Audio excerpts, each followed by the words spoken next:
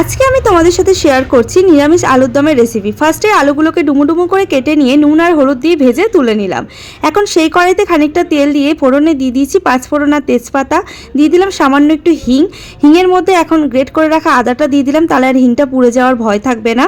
আদাটা হালকা ভেজে নিয়ে দিয়ে দিলাম চেরা কাঁচা লঙ্কা, দিয়ে আবারও ভালো করে মশলাটাকে ভেজে নিয়ে এখন দিয়ে দেবো গুঁড়ো মশলা। গুঁড়ো মশলার মধ্যে আমি দিয়েছি হলুদ গুঁড়ো, লঙ্কা গুঁড়ো আর জিরে গুঁড়ো, দিয়ে মশলাটাকে হালকা ভেজে নিয়ে দিয়ে দিলাম একটা টমেটো পিউরি। মশলার সাথে টমেটোটা দিয়ে দিয়েছি, তাহলে আর মশলাটা পুড়ে যাবে না। এরপরে দিয়ে দিলাম লবণ দিয়ে এবার ভালো করে কষিয়ে নেব। মশলাটাকে ভালো করে কষিয়ে নিচ্ছি। ফাটিয়ে রেখেছিলাম দই, তো দইটা দিয়ে দিলাম। দই দিয়ে আবারও ভালো করে কষিয়ে নিচ্ছি। আর দই দেওয়ার সাথে সাথেই দেখতে পাচ্ছ কালারটা কত সুন্দর চলে এসছে। এবার দিয়ে দিলাম সামান্য একটু চিনি আর দিয়ে দিচ্ছি কড়াইশুঁটি, দিয়ে আবারও ভালো করে মশলাটা কষিয়ে দিয়ে দিলাম আলুগুলোর সাথে এবার মশলাটাকে ভালো করে কষিয়ে নিচ্ছি। আর তরকারি যত ভালো করে কষাবে ততই টেস্ট বাড়বে।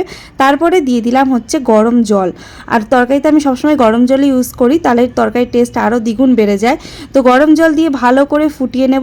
ফুটিয়ে নিলেই রেডি হয়ে যাবে আমাদের আলুর দম। তারপরে নামানোর আগে দিয়ে দেবো ভাজা মশলা আর গরম মশলার গুঁড়ো। তো আজকের এই আলুর দমের রেসিপি তোমাদের কেমন লাগলো অবশ্যই কমেন্টে জানিও। ভালো লাগলে একটা লাইক করে দিও। ধন্যবাদ।